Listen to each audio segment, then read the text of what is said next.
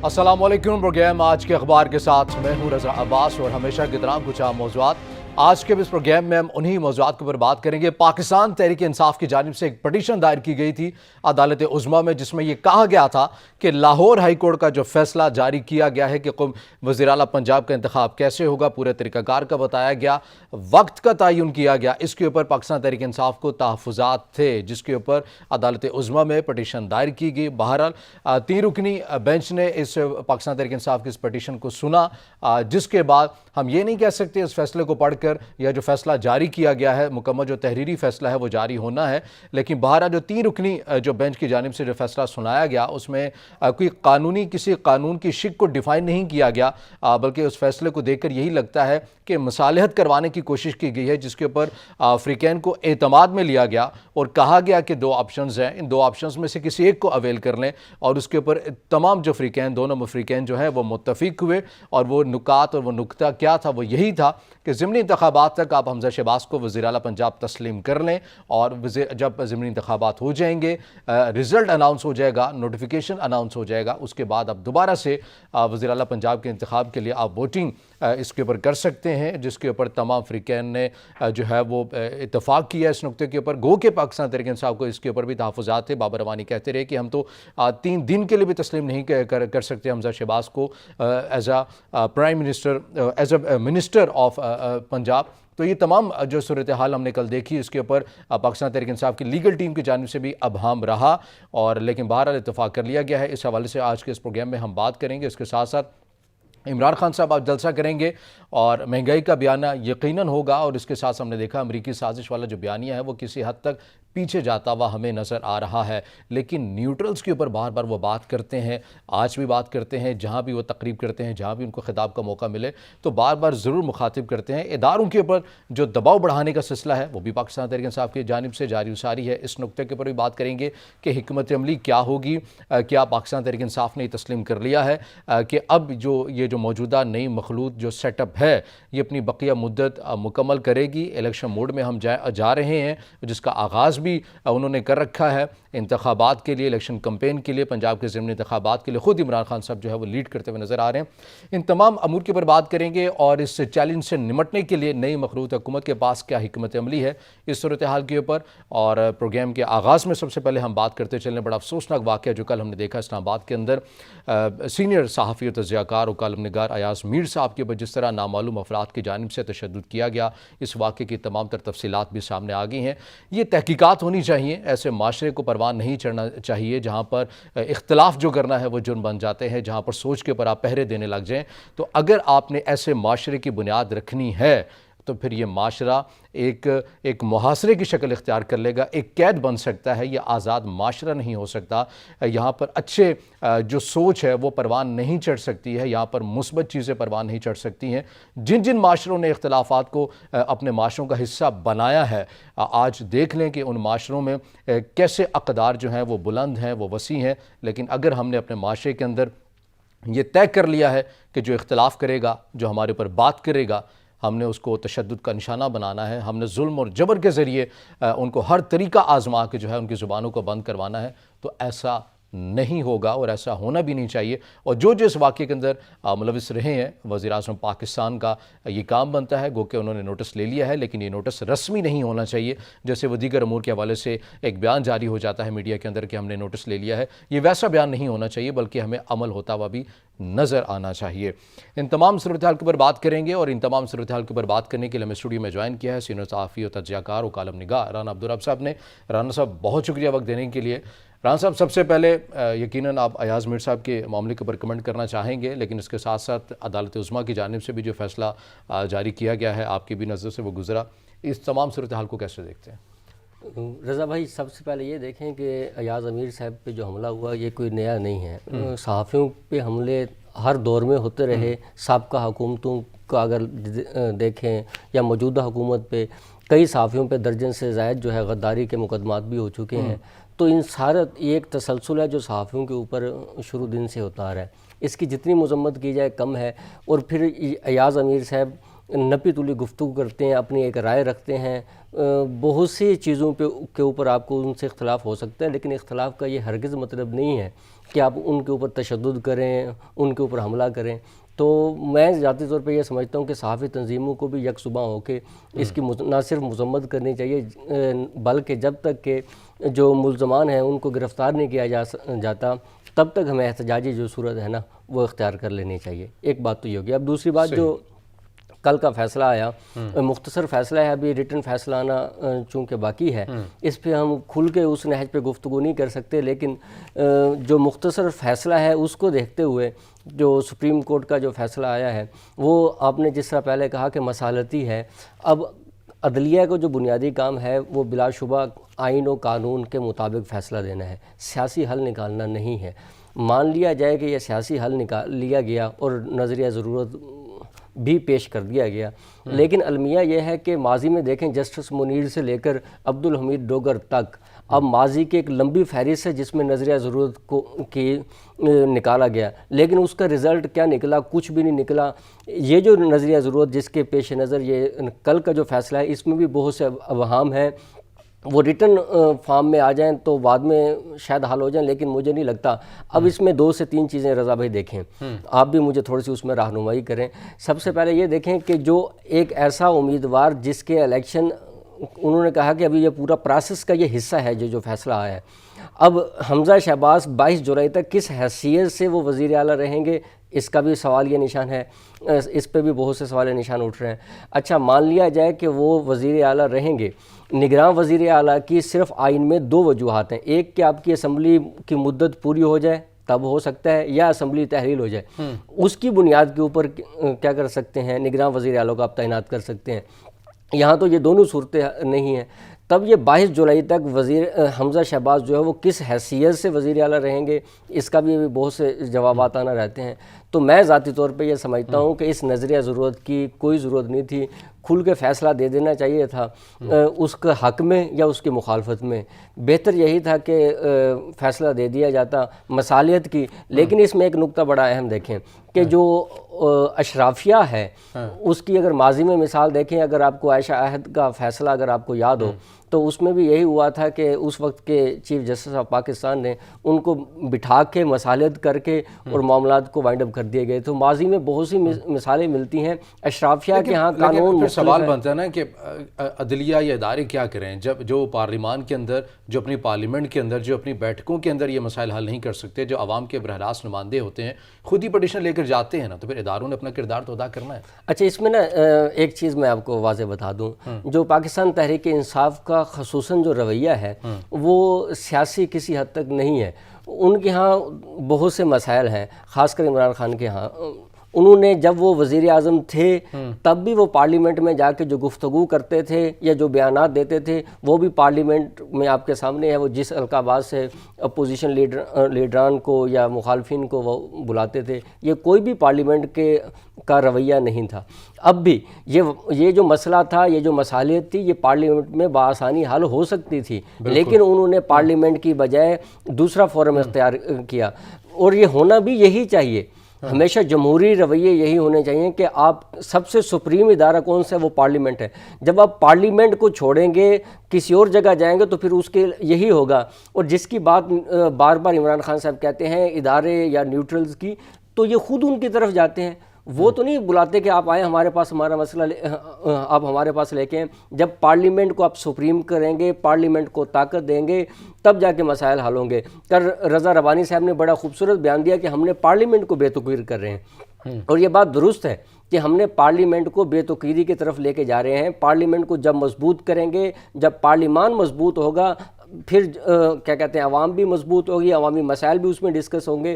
ہمارا المیہ یہ ہے، اور ایک پورے پروسیس کو آپ دیکھیں رضا بھائی، اس پورے پروسیس میں آپ دیکھیں کہ اپنے اقتدار کی خاطر انہوں نے مصالحت بھی کی، ایک پیج پہ بھی ہے، ساری چیزیں کی۔ کبھی انہوں نے عوام کی خاطر پی ٹی آئی، کاف لیگ، پاکستان مسلم لیگ نون اور باقی ساری جماعتیں کبھی ایک پیج پہ آ کے بیٹھی ہیں، تو مجھے بتائیں یہ اقتدار کی جنگ ہے، چونکہ سب کو یہ لالچ ہے کہ ہم 17 जुलाई के बाद या 22 जुलाई को मान लें कि उन्हें एक चीज़ की यकीन है कि हम इक़्तिदार में आ जाएंगे, तो लिहाजा वो एक पेज पे भी आ गए। हालांकि आवाम की खातिर जो बुनियाद है जिससे ये वोट लेके आते हैं, अलमिया ये है कि उनकी खातिर कभी महंगाई के ख़िलाफ़ कभी सुप्रीम कोर्ट गए हों या किसी और आवाम के इश्यूज़ के लेकर ये इन्होंने मसले को उजागर किया, कभी भी नहीं करेंगे।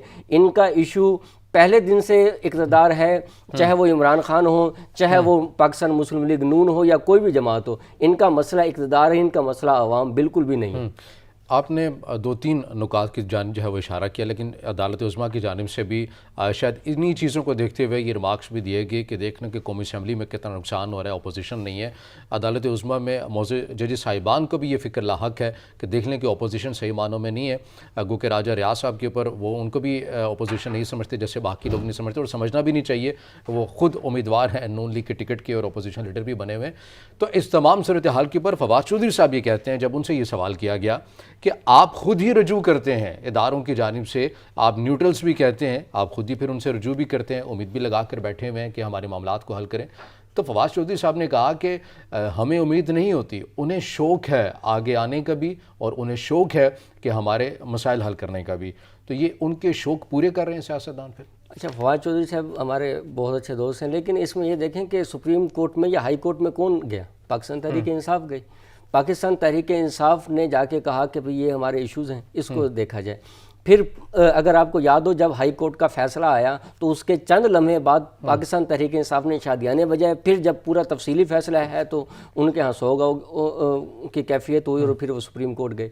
अब भी कल से लेकर असद उमर ने और फवाद चौधरी साहब ने जो कल प्रेस कॉन्फ्रेंस की, उन्होंने कहा कि हमारी पाकिस्तान तहरीक इंसाफ की जीत है।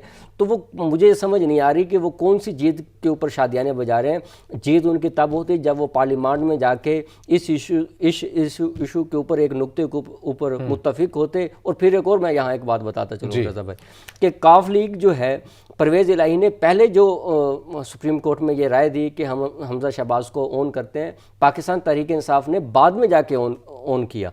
उसकी बुनियादी वजह यह थी क्योंकि पाकिस्तान तहरीक इंसाफ अपना उम्मीदवार परवेज़ इलाही को डिक्लेयर कर चुकी थी। अब ये देखें कि परवेज़ इलाही जो है, ये अब इन फ्यूचर में आप देखिएगा 22 जुलाई के बाद अगर पाकिस्तान तहरीक इंसाफ या काफ लीग का जो परवेज़ इलाही से वज़ीर आला नहीं बनते, तो अगले जितना भी अरसा रहेगा, टिनोर रहेगा, तो वो स्पीकर पे रहेंगे और उसको कोई भी नहीं छेड़ेगा, यहाँ तक कि पाकिस्तान मुस्लिम लीग नून और आसफ अली जरदारी साहब ये सारे मिल के जो है सेटिंग हो चुकी है। जी, मैं ज़ाती तौर पे ये समझता हूँ ये सेटिंग हो चुकी है। और उसी बुनियाद के ऊपर पाकिस्तान पीपल्स पार्टी के पास तो ऑप्शन ही नहीं था कल, सिवाय इसके हमजा शहबाज को। तो जब अगर सेटिंग हो चुकी है तो फिर सवाल ये उठता है कि परवेज़ इलाही साहब को भी मालूम होगा कि हमारे पास आदाद व शुमार इतने नहीं होंगे या ज़मीनी इंतखाबात के बाद भी हम उस तरह की पोजीशन में नहीं आ सकेंगे कि मैं वज़ीर आला पंजाब रहूँ, इसलिए जो स्पीकर वाली सीट है उसको तो महफूज रखें। अच्छा, इसमें ये देखें कि जो पाकिस्तान मुस्लिम लीग नून ने जो फ़ायदे लेने थे ना, वो ले लिए अपनी हुकूमत में। मसलन पाकिस्तान ये जो 20 हल्के हैं, इसमें एक लम्हे के लिए भी लोड शेडिंग नहीं हो रही। अच्छा, जो उन्होंने वादे वईद करने से कुछ जिन हलकों में इलेक्शन होने, हाँ जी, किसी एक हलके में आप किसी से पूछें, किसी एक हलके में भी, मैं लिया से मेरा बिलांग है तो वहाँ एक हलके में इलेक्शन हो रहे हैं, तो वहाँ बिल्कुल भी लोड शेडिंग नहीं हो रही। बाकी मैंने बाकी हलकों में भी थोड़ा सा विज़िट किया और लोगों से पूछा, तो वहाँ बिल्कुल भी लोड शेडिंग नहीं हो रही। फिर जो वादे थे नौकरियों के या कुछ रोड्स बनाने के, तो डेफिनेटली वो सारे वादे वईद हो चुके हैं। अब पाकिस्तान मुस्लिम लीग नून को जो फ़ायदा लेना था वो उससे ले चुकी है। मैं तो ये लिख भी चुका हूँ कि ऐसा कुछ अमल होना चाहिए कि पूरे मुल्क में इलेक्शन अनाउंस हो जाए, ताकि कम से कम बिजली तो आवाम को मिलनी चाहिए। इस हद तक तो ये फ़ायदा कम से कम आवाम तक पहुँचना चाहिए। रही बात जहाँ तक के जीत की है, तो काफ लीग ये समझ चुकी है काफ़ी हद तक कि भाई हमारी जितनी सर जोड़ के बाद कोशिश कर लें, हम ये जो वज़ीर आलाशिप की जो है ये सीट हम नहीं ले सकें। उसकी बुनियादी वजह यह है कि इक़्तिदार का जो सरचश्मा है वो किसी और कोने में है। तो लिहाजा कौन सा कोना वो आपको भी पता है और मुझे भी पता है। मुझे तो नहीं पता, मैं तो सवाल आपसे पूछ रहा हूँ। इक़्तिदार का जो सरचश्मा वो अवाम नहीं है, बहरहाल वो कोई और है। अवाम नहीं है, अवाम नहीं है। अवाम जो इक़्तिदार का सरचश्मा, चूँकि अवाम के पास पावर है, वोट देते हैं जी, वोट वो चश्मा नहीं होंगे तो फिर कौन ہے. جی ووٹ آپ کو بھی پتہ ہے کہ 2018 میں کس طرح ووٹ ہوئے اور پھر ماضی میں کس طرح ووٹ ہوتے رہے. میں تو بھولا سا انسان ہوں, میں تو سوال آپ کے سامنے رکھا. یوں نہ کریں نا, آپ کو سب چیزوں کا علم ہے. ماضی میں جتنے بھی ہوتے رہے, اقتدار کا سرچشمہ چونکہ کوئی اور ہے, تو لہٰذا جب تک وہ چاہیں گے, اور وہ اس وقت جو صاف ظاہر ہے اور آپ کو بھی پتہ ہے کہ وہ اس وقت نہیں چاہتے کہ پاکستان تحریک انصاف, چونکہ وہ بہت آگے جا چکی ہے کہ وہ اقتدار میں ہے, تو لہٰذا ایک چیز یہ ہوگی کہ کاف لیگ کو اس چیز کا ادراک ہے. دوسری ایک اور بات اس میں بھی دیکھیں, پاکستان تحریک انصاف مختلف حصوں میں بٹی ہوئی ہے. پاکستان تحریک انصاف نے قومی اسمبلی میں استعفے دیے. استعفے دے کے ان کا موقف یہ ہے کہ الیکشن کی طرف جانا چاہیے. اسی وقت گلگت بلتستان میں بھی حکومت پاکستان تحریک انصاف کی, آزاد کشمیر میں بھی ان کی, کے پی کے میں بھی ان کی. پھر اب وہ کس کے لیے الیکشن لڑ رہے ہیں؟ پنجاب کے لیے. بھئی اگر آپ نے الیکشن میں جانا ہے تو استعفے دیں, الیکشن دوبارہ کیوں لڑ رہے ہیں؟ بائیکاٹ کریں اور جا کے عوام کے پاس جائیں. اس کا جواب دیا ہے فواد چودھری صاحب نے. وہ انہوں نے کہا کہ ان سے سوال کیا گیا کہ آپ الیکشن موڈ میں کیوں مکمل نہیں چاہتے, تو انہوں نے کہا کہ ہمارا تو مطالبہ ہے, نئی مخلوط حکومت نہیں کروا رہی الیکشن, تو ہم آسان یہ سمجھتے ہیں کہ پنجاب میں جو وزیر اعلیٰ پنجاب کا انتخاب ہونا ہے, ہم اس کے اوپر جیت جائیں, جیتنے کے بعد ہم اسمبلی تحلیل کر دیں گے, پھر اس نئی مخلوط حکومت کے پاس کوئی چارہ نہیں بچے گا.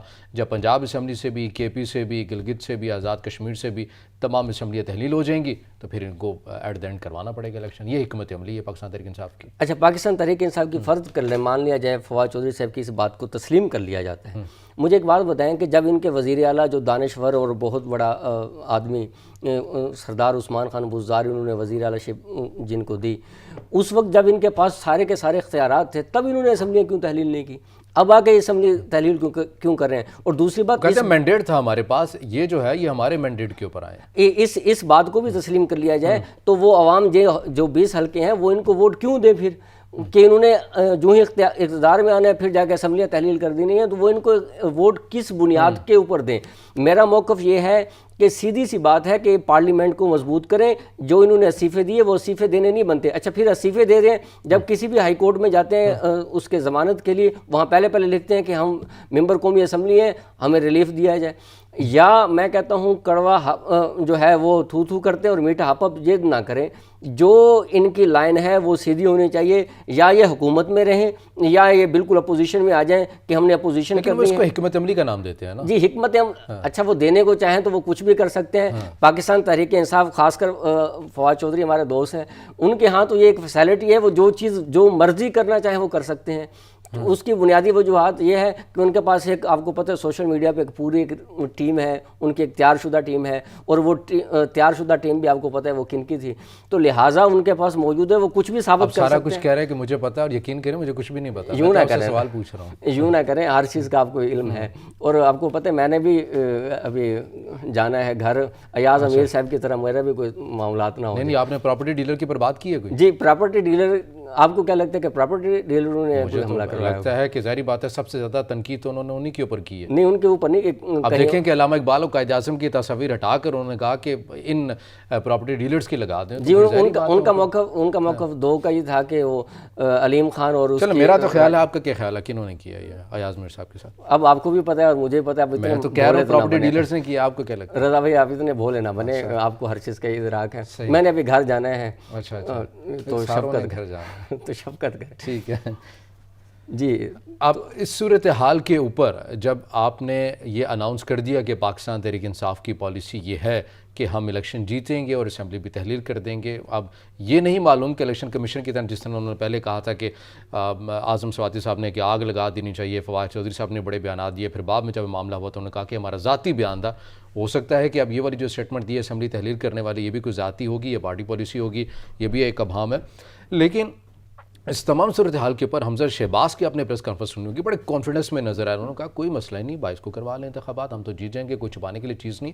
تو نون لیگ اتنے کانفیڈنس کے ساتھ کہاں سے ڈرائیو کر رہی ہے؟ اچھا, نون لیگ کی جو کانفیڈنس ہے وہ میں نے آپ کو پہلے بھی کہا کہ وہ کہیں اور سے ہے.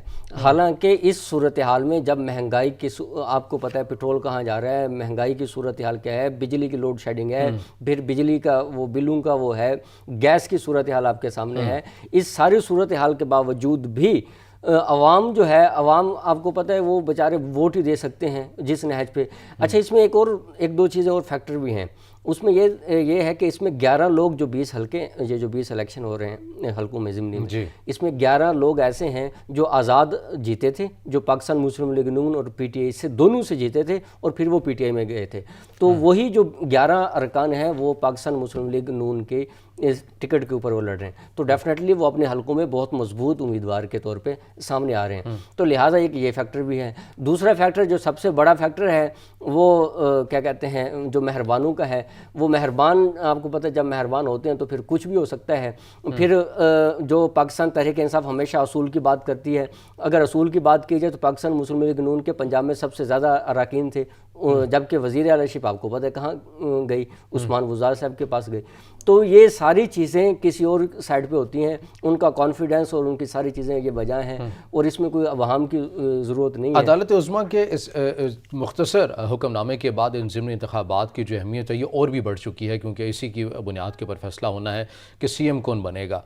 لیکن اس کے ساتھ ساتھ جو اہم جو نکتہ ہے اس کے اندر یہ چیزیں ہیں کہ جتنے امیدوار، جس طرح آپ نے بھی کہا کہ پہلے یہ آزاد حیثیت میں لڑے، اس کے بعد انہوں نے پاکستان تحریک انصاف کو جوائن کیا، تو اب آپ کو لگتا ہے کہ عمران خان صاحب کا بیانیہ منحرف اراکین سے متعلق جو لوٹوں کی ایک لائن انہوں نے لی تھی، بار بار کمپین کی، بار بار بیانات دیے، وہ اتنی شدت اختیار کر چکے ہیں کہ یہ جو پہلے آزاد حیثیت میں لڑے تھے اور پھر پاکستان تحریک انصاف میں آئے تھے، اب ان کو نون کا ٹکٹ چاہیے جیتنے کے لیے؟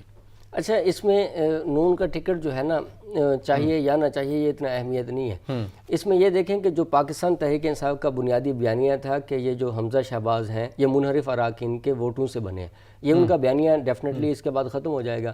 اچھا، آپ دیکھتے جائیں کہ ایسا پاکستان تحریک انصاف خاص کر عمران خان کا بیانیہ ڈے بائی ڈے تبدیل ہوتا جاتا ہے. کل جو انہوں نے ان کے انٹرویو دیا ایک نجی چینل کو، تو اس کے سامنے بھی آپ کے سامنے انہوں نے کہا کہ یہ جو ہمارے خلاف سازش ہوئی ہے یہ امریکہ سے نہیں کہیں اور سے ہوئی ہے. تو وہ ڈے بائی ڈے اپنی جو موقف ہے اس سے ہٹتے جا رہے ہیں. تو ڈیفینیٹلی جب وہ اپنے موقف سے ہٹتے جا رہے ہیں تو ان کے لیے مسائل ڈے بائی ڈے پیدا ہوتے جائیں گے. میرا موقف پہلے دن سے یہی ہے کہ عمران خان کو سیاسی بننے کی ضرورت ہے. ان کو وہ جو ان کو بنایا دیا گیا تھا. اچھا، اس میں ایک اور نقطہ دیکھیں رضا بھائی، 2018 میں سب سے بنیادی غلطی پاکستان تحریک انصاف سے ہوئی. ان کو چھوٹے چھوٹے دھڑوں کی بجائے ان کو پاکستان پیپلز پارٹی سے الحاق کر لینا چاہیے تھا. الحاق کر لیتے تو ان کے لیے مسائل نہ ہوتے. اگر ماضی میں دیکھیں تو غلام ایئر مارشل اصغر خان نے ذوالفقار علی بھٹو کے بارے میں کہا تھا کہ کوہالہ کے پل کے اوپر میں پھانسی پہ ان کو لٹکاؤں گا. پھر وہی ایئر مارشل جب ایم آر ڈی بنی، وہی نوابزادہ نصر اللہ ایئر مارشل اصغر خان وہی نصرت بھٹو اور بینظیر کے پاس باقاعدہ نہ صرف فاتح خانی کے لیے گئے اور انہوں نے یہ بات کہی کہ ہمارا ان کے ساتھ سیاسی اختلاف تھا، ذاتی اختلاف نہیں تھا. عمران خان کو جو موقف تھا زرداری کے حوالے سے، پاکستان پیپلز پارٹی کے حوالے سے، وہ موقف ان کا کاف لیگ کے حوالے سے بھی تو سیم تھا. تو لہٰذا ان کو بجائے اس کے کہ چھوٹے چھوٹے دھڑے اکٹھے کر کے وہ ایک حکومت بنائی جو انہوں نے اس کی بجائے وہ پاکستان پیپلز پارٹی کو لے لیتے اور ایک حکومت بنا لیتے. چونکہ مہربانوں کا کہنا یہ تھا کہ آپ یہ کریں، چونکہ مہربانوں کے چھوٹے چھوٹے دھڑے توڑنے میں آسانی ہوتی ہے اور ان کے کہنے پہ وہ آ بھی جاتے ہیں، تو لہٰذا انہوں نے اسی پیرائے میں جا کے وہ ساری چیزیں کی. تو اس کا رزلٹ پھر آپ کے سامنے، انہوں نے جب چاہا جس وقت چاہا انہوں نے وہ جو عمران خان کے نیچے جو سیٹ تھی وہ اسی وقت چھین لی. تو جب عمران خان صاحب یہ کہتے ہیں کہ سازش امریکہ سے نہیں ہوئی، کہیں اور سے ہوئی ہے، اگر کہیں اور سے بھی ہوئی ہے تو پھر ظاہری بات آپ کو لگتا ہے کہ آپ پھر وہ کیوں پاکستان پیپلز پارٹی جو ہے وہ اتحاد کرے گی پاکستان تحریک انصاف؟ میں اس صورتحال کے اوپر بھی بات کریں گے آپ سے ناظرین، مگر یہاں وقت ایک بریک کے بعد جب واپس آئیں گے تو یہیں سے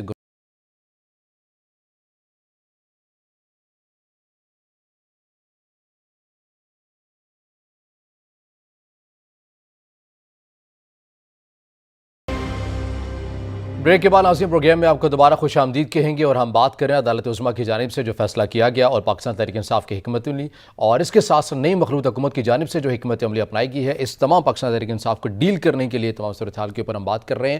رانا عبدالرحمن صاحب، بریک میں جانے سے پہلے جس طرح بات کی کہ پاکستان تحریک انصاف سے غلطی ہوئی ہے، چھوٹی چھوٹی جماعتوں کے ساتھ اتحاد نہیں کرنا چاہیے تھا، بلکہ جن کی 54 یا 55 سیٹیں تھیں یعنی کہ پاکستان پیپلز پارٹی، ان سے اتحاد کر لینا چاہیے تھا.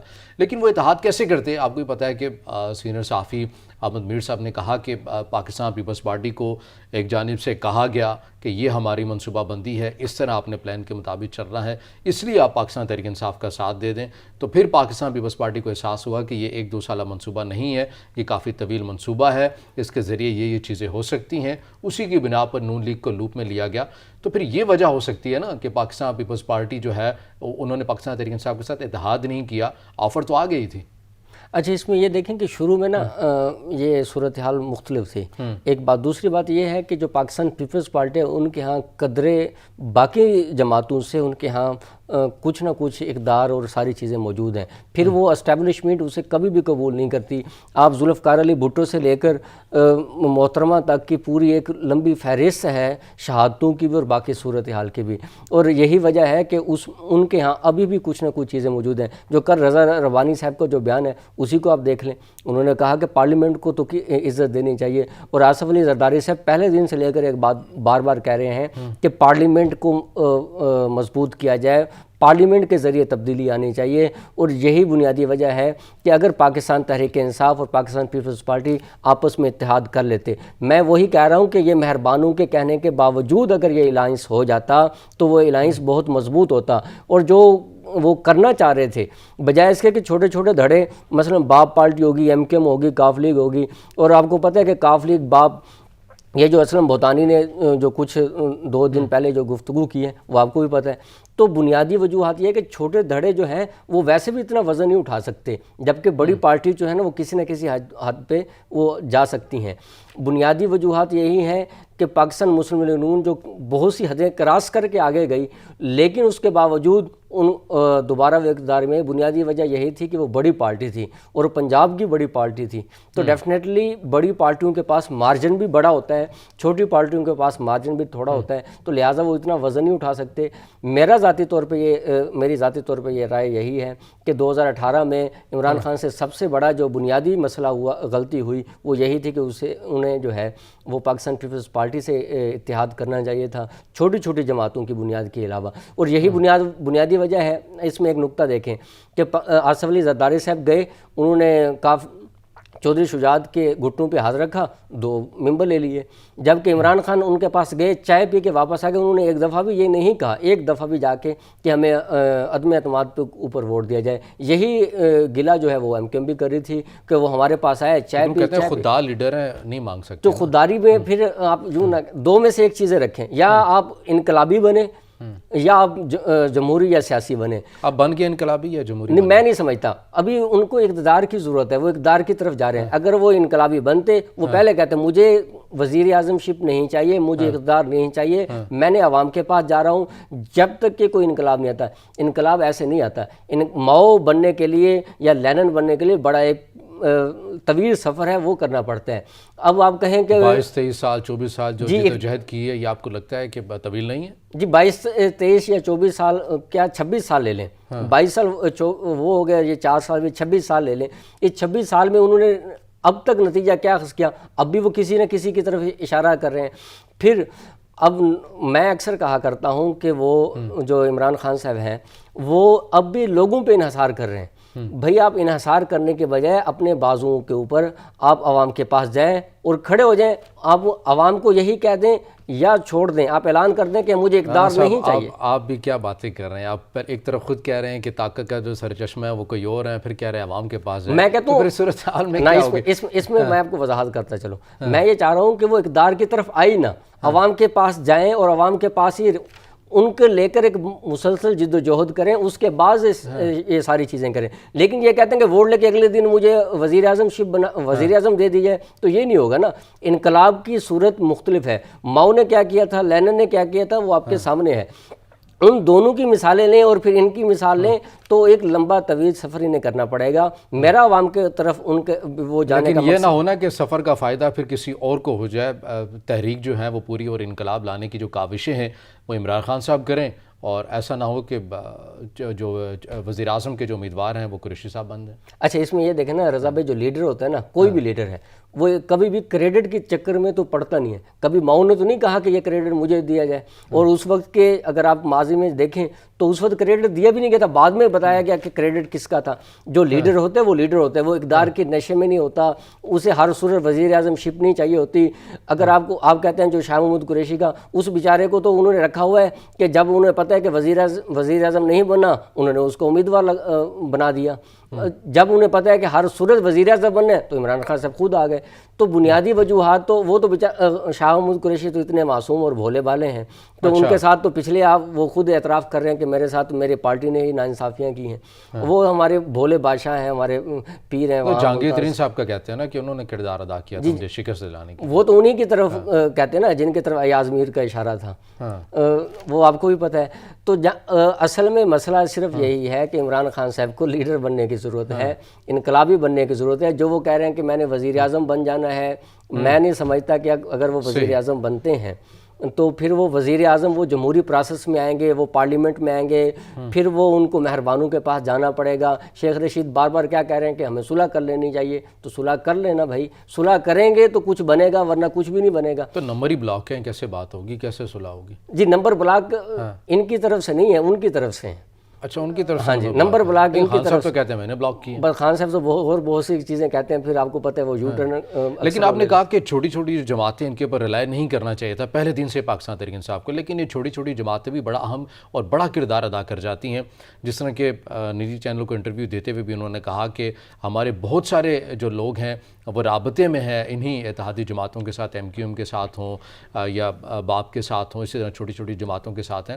تو دی نیوز میں انصار عباسی صاحب کی بھی خبر شائع ہوئی جس میں یہ کہا گیا کہ ہو سکتا ہے کہ آنے والے 1 یا 2 ہفتوں کے دوران صدر مملکت کی جانب سے یہ کہا جا سکتا ہے وزیر اعظم کو کہ آپ اعتماد کا ووٹ لیں. تو وہ اسی بنیاد کے اوپر ہوگا جس کے اوپر عمران خان صاحب نے کہا ہے کہ ہمارے جو لوگ ہیں وہ رابطے میں ہیں اور اتحادی خوش نہیں ہے, اور وہ تسلیم کر رہے ہیں کہ دباؤ کہیں اور سے آیا تھا تبھی ہم ان کے ساتھ ملیں. اچھا, اس میں یہ دیکھیں کہ جو میری یہ جب خبر چھپی تو میں نے کچھ پی ٹی آئی کے دوستوں سے رابطہ کیا, تو میرا ان سے تفصیلی ڈسکشن ہوئی. وہ کہہ رہے ہیں کہ یہ ہمارا ایک سیاسی کارڈ ہے, وہ ہم اس لیے کھیلنا چاہتے ہیں تاکہ جو مرکز جو ہے وہ اسی اپنے اس اعتماد کے ووٹ کی طرف رہے, اور ہم جو ضمنی الیکشن ہے وہ اس کی طرف فوکس کریں, اور وہ اس نہج پہ. یہ ان کا اچھا سیاسی کارڈ ہے. یہ ماضی میں سیاسی کارڈ آصف علی زرداری صاحب نے بھی کھیلا کہ انہوں نے پنجاب میں بھی عدم اعتماد کی وہ درخواست دے دی اور وفاق میں بھی. تو یہ ان کا سیاسی کارڈ کی حد تک درست ہے. باقی رہی بات رضا بھائی, آپ کو بھی علم ہے کہ جب وہ چاہیں گے تبھی جا کے ساری چیزیں معاملات ہوں گی. یہ لاکھ صدر پاکستان کہتا رہے, لاکھ کوئی کہتا رہے کہ آپ اعتماد کا ووٹ لیں, جب وہ چاہیں گے تو وہ اعتماد کا ووٹ مل جائے گا. جب وہ چاہیں گے کہ اعتماد کا ووٹ نہیں چاہیے تو وہ نہیں ملے گا. ماضی میں دیکھیں کہ وزیر اعظم کی بات کر رہے ہیں, جب وہ چاہیں گے تو لے لیں گے. جی, آپ وزیر اعظم کی بات میں نہیں کر رہا, میں مہربانوں کی بات کر رہا ہوں. اس میں ایک اور بات بھی دیکھیں رضا بھائی کہ اگر آپ کو یاد ہو, ماضی میں ایک ہی دن میں 33 بل پاکستان تحریک انصاف نے پاس کروائے, اور وہ کس طرح کروائے وہ آپ کو بھی پتہ ہے. اسی پلیٹ فارم سے اگر آپ کو یاد ہو, ہم نے تو ڈیٹ تک بتا دی تھی کہ فلاں ڈیٹ کو ہوگا. تو اس کی بنیادی وجہ یہ تھا کہ وہ جب وہ چاہتے ہیں جو وہ چاہتے ہیں وہ کرتے ہیں. رہی بات کہ یہ رابطے میں ہیں یا نہیں ہیں, رابطے میں تو اگر آپ کو یاد ہو یہ اسماعیل جو تھا, یہ جو پاکستان تحریک انصاف کے کراچی کے گورنر صاحب عمران اسماعیل صاحب, وہ باقاعدہ رابطے میں رہے. فواد چودھری صاحب بھی کاف لیگ کو منانے گئے, سارے منانے گئے. اس کی باوجود رزلٹ کیا نکلا وہ آپ کے سامنے ہے. رزلٹ وہی نکلتا ہے جو مہربان چاہتے ہیں. تو لہٰذا مہربانوں کے اوپر جو ہے نا وہ جب چاہیں گے ہوگا. باقی ان کے رابطے ہوں یا نہ ہوں یہ اتنا معنی نہیں ہے. ہاں, یہ سیاسی عوامی تحریک کو چھوڑ دیں ایک خاص حلقے کو منانے کے لیے اور ان کو راضی کرنے کے لیے کاوشیں کریں, وہ راضی ہو گئے تو عوام بھی راضی ہو جائے گی. یہ مان لیں پھر. بالکل ایسے اقتدار جو ہے نا وہ عوام کے پاس رہا نہیں ہے.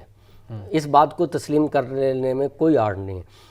اقتدار جو ہے وہ کہیں اور ہے. اقتدار کا جو کونا ہے یا اقتدار کا جو کارڈ ہے وہ کسی اور کے پاس ہے. چھڑی جو ہے نا اقتدار کی وہ کسی اور کے پاس ہے. اچھا, ان ضمنی انتخابات کے حوالے سے کیا کہیں گے, کیونکہ یہ تاثر ہے اور یہ اس میں کوئی غلط بھی نہیں ہے, دو رائے بھی نہیں ہے کہ نون لیگ کی روٹس ہیں پورے پنجاب بھر میں.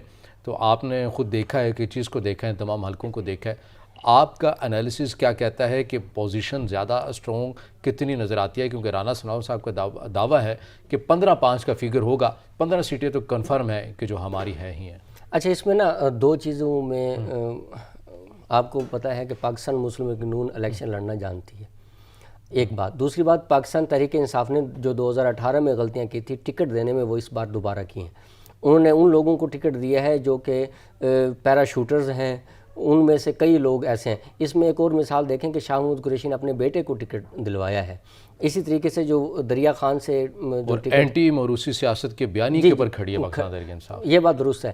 وہی دوسرا، میں اپنے لیا کے حلقے کی میں بات کروں جہاں سے میں ہوں، وہ انہیں اس آدمی کو ٹکٹ دیا گیا جو کہ کچھ دن پہلے، ٹکٹ لینے سے کچھ دن پہلے پاکستان مسلم لیگ نون کے ڈی جی خان کے جلسے میں وہ گئے، باقاعدہ انہوں نے ٹکٹ کی وہاں ڈیمانڈ کی، ٹکٹ جب نہیں ملی تو دوبارہ انہیں پی ٹی آئی میں، جبکہ وہاں کے جو بنیادی ورکرز سے جنہوں نے جیلیں کاٹی، جنہوں نے سزائیں بھگتیں، وہ سب کے سب ان کو ایک دفعہ بھی ٹکٹ، وہ مانگتے رہے ٹکٹ دیا جائے، ان کو ٹکٹ نہیں دیا گیا۔ ایک بات تو یہ ہوگی، ٹکٹ کی تقسیم جو ہے نا پاکستان تحریک انصاف کی، ایک تو وہ اچھی نہیں ہوئی۔ دوسری بات یہ ہے کہ یہ جو آزاد امیدوار تھے جو اس وقت کے، وہ مسلم لیگ نون اور پی ٹی آئی دونوں کو ہرا کے وہ آئے تھے۔ اب اس میں ایک نقطہ یہ دیکھیں کہ وہ مسلم لیگ نون کا ووٹ بھی لے لیں اور ان آزاد کا اپنا ووٹ بھی لے لیں، ان دونوں کو جب ہم ملائیں گے تو وہ پی ٹی آئی کے ووٹر سے 2 نہیں 3-4 گنا زیادہ بنے گا، تو ڈیفینیٹلی زیادہ بنے گا۔ پھر ایک اور فیکٹر جو ضمنی انتخابات میں ہوتا ہے کہ وہاں ٹرن آؤٹ کم ہوتے ہیں ہمیشہ، جب ٹرن آؤٹ کم ہوگا تو وہی آدمی اپنے جو ہے ووٹر کو نکال سکے گا جس کے پاس ٹرانسپورٹیشن ہوگی۔ آپ کو پتہ ہے کہ ٹرانسپورٹیشن کا جو اپنے انہوں نے ڈی سیز لگائے ہیں، اپنے انتظامیہ لگا چکے ہیں پاکستان مسلم لیگ نون، تو ڈیفینیٹلی جو ٹرانسپورٹیشن ہمیشہ جو الیکشن کی جو سائیکی ہے وہ یہی ہے کہ جس کی ٹرانسپورٹیشن جو پولنگ بوتھ تک، الیکشن جہاں ہو رہا ہے پروسیس، وہاں تک جو ووٹر کو لے کے جاتے ہیں وہ زیادہ کامیاب ہوتے ہیں۔ تو پاکستان مسلم لیگ نون ایک ایک چیز کو جانتی ہے، ساری چیزیں ان کو ادراک ہے، لہٰذا ان کی یہ برتری کسی حد تک درست ہے۔ رہی بات 15-5 کی، میں اس سے تھوڑا سا اتفاق نہیں کرتا، اس کو اب تھوڑا سا کم کر لیں، اس کو 12 یا 13 پہ لے کے آئیں تو یہ کافی ہوگا کہ پاکستان مسلم لیگ 12 یا 13 جو ہے سیٹیں وہ بآسانی لے جائے گی، باقی سیٹیں جو پاکستان تحریک انصاف لے گی، جبکہ ان کو چاہیے صرف 9 ہے، 186 کے فگر پورا ہونے میں ان کو 9 چاہیے، ان کو 12 یا 13 نہیں چاہیے۔ لیکن اس میں ایک اور ایشو بھی ہے نا، پھر 2 یا 3 جو اضافی ان کے پاس ہیں، وہ جو 4 امیدوار آزاد امیدوار اس وقت موجود ہیں، اگر وہ ان کو توڑ لیں گے تو پھر دوبارہ جو سیاسی استحکام ہے وہ بالکل بھی نہیں آئے گا، وہ ویسے کہ ویسا رہے گا۔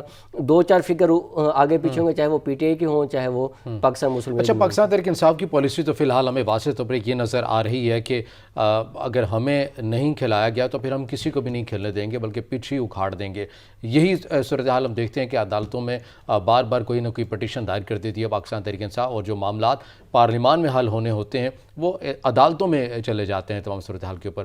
اس نئی مخلوط حکومت کے اوپر جو خود کو تجربہ کار بھی کہتی ہے، مفتاح صاحب جب وزیر خزانہ نہیں تھے یہ کہتے رہے کہ جب میں آؤں گا ریلیف دے دوں گا، بجلی کی قیمتوں کو کم کر دوں گا، پیٹرولیم مصنوعات کی قیمتوں کو کم کر دوں گا، لیکن اس کے برعکس ہو رہا ہے۔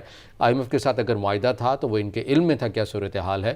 تو ایک طرف تو آپ کو پاکستان تحریک انصاف کی جانب سے مشکلات کا سامنا ہے، بار بار آپ کو اداروں میں پیش ہونا پڑتا ہے، ایک ایک فیصلے کے لیے آپ کو کیا کچھ کرنا پڑتا ہے، وہ بھی کوئی آسان کام نہیں ہے آپ کے لیے۔ تو اس صورتحال میں اس نئی مخلوط حکومت کو سمجھ نہیں جانا چاہیے کہ ڈیلیور نہیں ہو پا رہا، حل یہی ہے کہ الیکشن کی جانب ہم بڑھ جائیں۔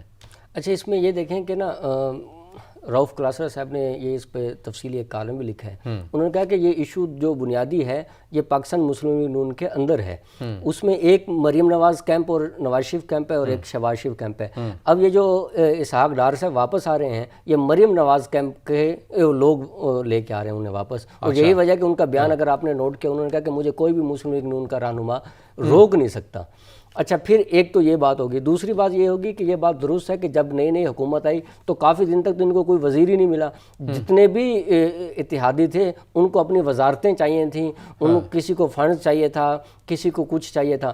اچھا، اس پورے پروسیس میں یہ دیکھیں، یہ بات درست ہے کسی حد تک کہ دونوں کے نااہل ہیں، نہ پی ٹی آئی اپوزیشن اور حکومت دونوں، ہم پہلے دن سے کہتے ہیں کہ دونوں کے اندر مقابلہ ہے کہ زیادہ نااہل اور ناتجربہ کار کون ہوگا۔ عمران خان صاحب بھی یہی کہتے تھے کہ میرے پاس حکمت عملی ہے۔ مجھے بریک کا یہاں پر کہا جا رہا ہے، بریک کے بعد جو ناظرین جب واپس آئیں گے تو یہیں سے گفتگو کا آغاز کریں گے، ہمارے ساتھ رہے گا۔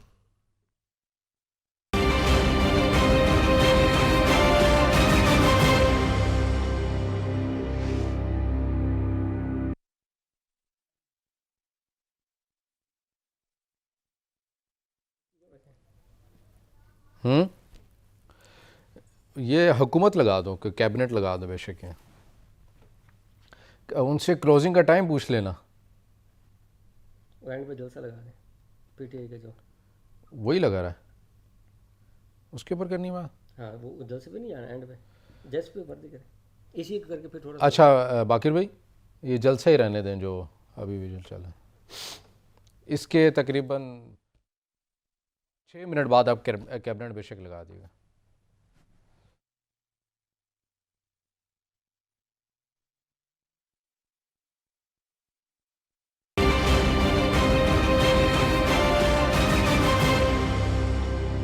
بریک کے بعد ناظرین پروگرام میں آپ کو دوبارہ خوش آمدید کہیں گے، اور ہم بات کر رہے ہیں سیاسی منظرنامے کے حوالے سے. پاکستان تحریک انصاف بار بار اداروں کے اوپر بھی اور اس نئی مخلوط حکومت کے اوپر بھی دباؤ بڑھا رہی ہے. مہنگائی ہے، مزید سخت فیصلے کرنے ہوں گے.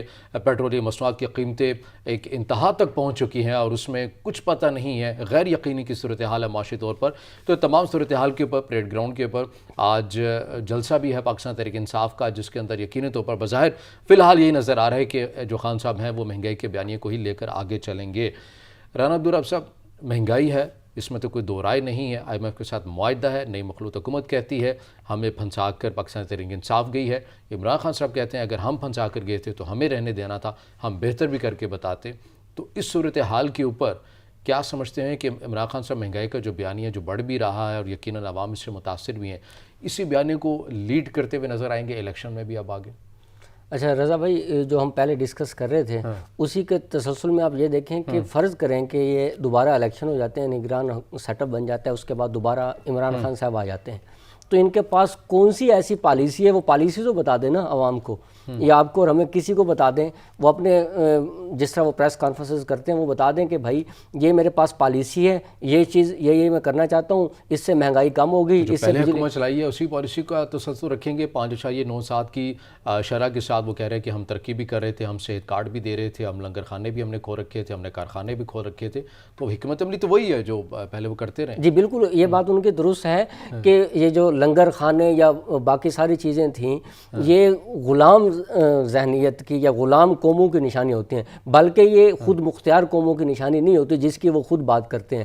ایک بات تو یہ ہوگی. دوسری بات یہ دیکھیں کہ نا جتنی مہنگائی عمران خان یا جتنی کرپشن عمران خان کے دور میں اگر آپ کو یاد ہو، خاص کر پنجاب میں جو عثمان بزدار صاحب نے اور باقی ساری چیزیں یا فرح گوگی کو لے کر، اس کے اوپر تو وہ سوال جواب دینے کو تیار نہیں ہے. کوئی فواد چودھری صاحب نے سے جب بھی پوچھیں وہ کہتے ہیں میں انہیں جانتا نہیں ہوں. پھر عمران خان صاحب آ کے اسے دفاع کرتے ہیں کہ بھائی جتنی کرپشن ان کے دور میں ہوئی، جتنی مہنگائی ان کے دور میں ہوئی، کسی دور میں ہوئی سوائے چند لوگوں کو نوازنے کے، سوائے جو کچھ یونیورسٹی جو بھی اپنی من پسند یونیورسٹیز بنائی وہ بھی کسی کے کہنے پہ بنائی گئی، اور وہ ملک ریاض سے وہ جس طرح وہ ساری وہ جو یونیورسٹی جو جہلم میں بنی ہے، یہ ساری چیزیں آپ کے سامنے تھیں. مجھے ایک بات بتائیں، پوری اس جو 3.5 سال کی جو پالیسی تھی، اگر یہ جلد بازی نہ کرتے یہ جو پی ڈی ایم تھی، یقین مانیے کہ پاکستان تحریک انصاف کا کسی نے نام تک نہیں لینا تھا. جتنی مہنگائی ہو رہی تھی ان کو زیادہ جلدی تھی، چونکہ انہیں کسی کی طرف سے کہہ دیا گیا تھا، چونکہ ایک تعیناتی ہونی ہے، اس کے بعد ایک 10 سال کا وہ ساری چیزیں ہیں. چونکہ وہ اس خوف زدہ میں اس خوف میں آ کے انہوں نے بہت جلد بازی کر لی. جب جلد بازی کی، نہ ان کے پاس کوئی چیز ہے ملک کو سیٹ کرنے کی، نہ ان کے پاس ہے. معاشی جو ہماری بدحالی ہے وہ دن بدن بگڑتی جا رہی ہے، اس کو یہ دیکھیں. اور نہ یہ موجودہ حکومت کے پاس نہ عمران خان کے پاس. مجھے ایک بات بتا دیں، کوئی ایک پالیسی بتا دیں جو ان کا کوئی فنانس منسٹر اور شوکت ترین سے لے کر اسحاق ڈار اور مفتہ اسماعیل تک کوئی ایک بندہ بتا دیں جس نے پورا کا پورا ایک کوئی ایسا سیٹ اپ بنایا ہو، ایسا پالیسی بنائی ہو جس سے ہمیں سامنے نظر آئے کہ جس سے عام آدمی کو ریلیف ملے گا. کیا عمران خان کے آنے سے کوئی خزانے کھل جائیں گے؟ کوئی ایسی ہوگی جس سے عام آدمی کو 2 وقت کی روٹی ملے گی؟ یقین مانیے آپ 2 منٹ کے لیے باہر جائیں، آپ کو اندازہ ہو کہ لوگوں کے پاس 2 وقت کا کھانا نہیں ہے. اب مجھے بتائیں جس کی 30-35 ہزار تنخواہ ہے وہ کس طرح گزارا کرے، جہاں جب کہ پٹرول آپ کے سامنے ہے، بجلی کے بل آپ کے سامنے ہے، یہ ساری صورتحال ہے. گھی آپ لینے جائیں، پہلے اور بات تھی، اب ہم جب گھی لینے جاتے ہیں خود ہمیں اندازہ ہوتا ہے کہ مہنگائی کی کیا صورتحال ہے. یقین مانیے کہ عام آدمی جو ہے وہ روز ڈے بائی ڈے جو ہے دن بدن اس کی صورتحال جو ہے وہ ابتر ہوتی جا رہی ہے. اس کے معاملے میں اس کے اوپر کوئی بات کرنے کو تیار نہیں ہے. حالانکہ ہونا یہ چاہیے تھا کہ عام آدمی کے لیے ریلیف ہونا چاہیے تھا. انہوں نے شہباز حکومت نے کیا کیا؟ 2000 روپے میں مجھے بتائیں کیا آتا ہے؟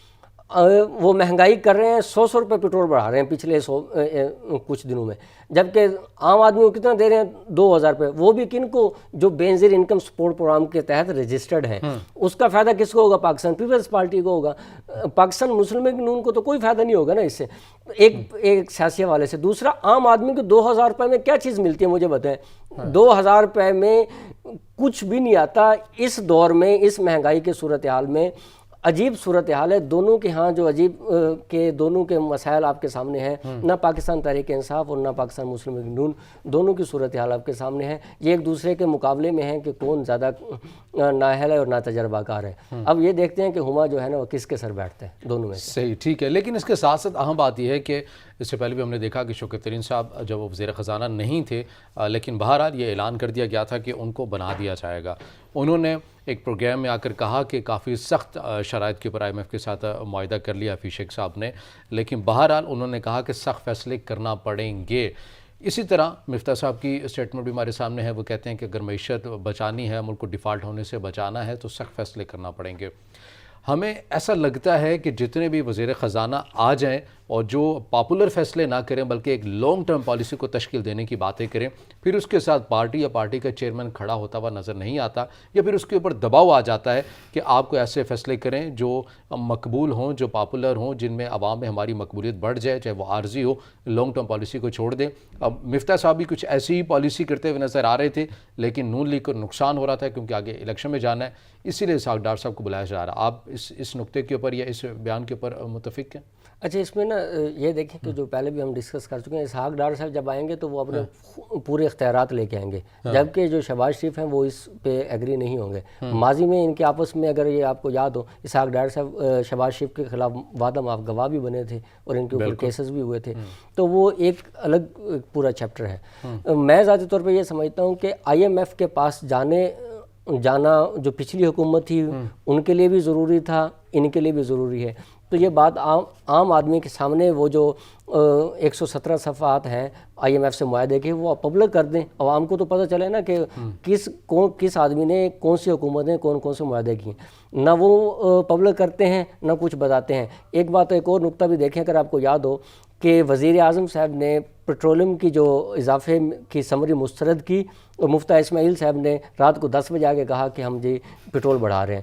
تو اب جو حکومت ہے ان کے بھی فیصلے کہیں اور سے ہوتے ہیں, اور یہ آپ کو پتہ ہے کہ وہ کہاں سے ہوتے ہیں اور کہاں سے نہیں ہوتے. اب سارا کچھ میرے پہ ڈال رہے ہیں, اب یقین کریں مجھے کچھ نہیں پتا, بتا دیں آپ کہاں سے ہوتے ہیں فیصلے. آپ کو بھی پتہ ہے, اب اتنا تو نہ کریں. اچھا, ہاں جی. تو اس تمام صورتحال کے اوپر آپ کو لگتا ہے کہ غلط فیصلہ ہو گیا, طریقہ عدم اعتماد کا, جلد بازی میں یہ فیصلہ کر لیا گیا, کوئی حکمت عملی نہیں تھی, اور جو مظلومیت کا بیانیہ نون لیگ کے ساتھ جڑا ہوا تھا کہ انتقام کیا جا رہا ہے احتساب کے نام کے اوپر, وہ اب سارا معاملہ برعکس ہو گیا ہے, اور اس کا نقصان ہوگا نون لیگ کو جب الیکشن موڈ میں جائے گی.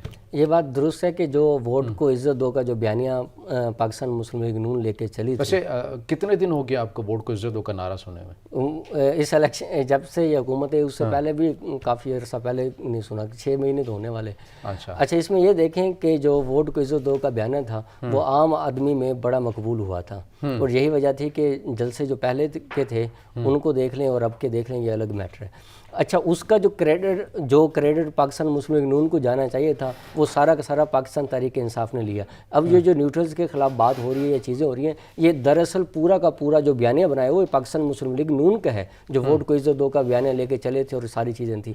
اس کا کریڈٹ پاکستان تحریک انصاف نے لیا, حالانکہ محنت ان کی تھی, اس کا کریڈٹ انہوں نے لیا. اچھا, ان کی پاکستان تحریک انصاف کی جتنی نااہلیاں تھیں وہ ان کی تھیں, انہوں نے اپنے سر لے لیں انہوں نے آ کے. تو لہٰذا یہ فیصلہ جو تھا یہ جلد بازی میں صرف اس لیے ہوا کہ چونکہ ایک تعیناتی ہونی تھی, آپ کو بھی پتہ ہے وہ 10 سال کے اوپر ایک پالیسی. لیکن خاقان عباسی صاحب کہتے ہیں کہ ہم نے ریاست کو بچایا ہے, سیاست کو داؤ پر لگا دیا. جی, ریاست کو اس لیے بچایا چونکہ ان کے اپنے اقدار بچ گیا, ورنہ یہ سارے کے سارے جو پاکستان تحریک انصاف کی پالیسی تو وہ ڈیفینیٹلی جیلوں میں جاتے. پہلے بھی جیلوں میں رہے, بالکل جیلوں میں رہے, لیکن اب کسی اور صورت میں جیلوں میں جاتے. پلس یہ ہے کہ آتے ہی انہوں نے جو بنیادی ضروریات تھی نیب میں ترامیم کی ہیں, الیکشن اصطلاحات کی ہیں, جو ان کے فائدے کی چیزیں تھیں وہ انہوں نے کر لیں, جو عام آدمی کے فائدے کی چیزیں تھیں وہ آپ کے بھی سامنے کہ وہ انہوں نے بالکل بھی نہیں کی. صحیح. جو جس کی بنیاد پہ وہ آئے تھے وہ کافی حد تک انہوں نے اچیومنٹ کر لی ہیں. ٹھیک ہے، بہت شکریہ سینئر صحافی تجزیہ کار اور کالم نگار رانا عبدالرضا ہمارے ساتھ موجود تھے. آپ کے وقت کا بہت شکریہ. ناظرین آج کے پروگرام سے اتنا ہی، اجازت دیجیے، اللہ حافظ.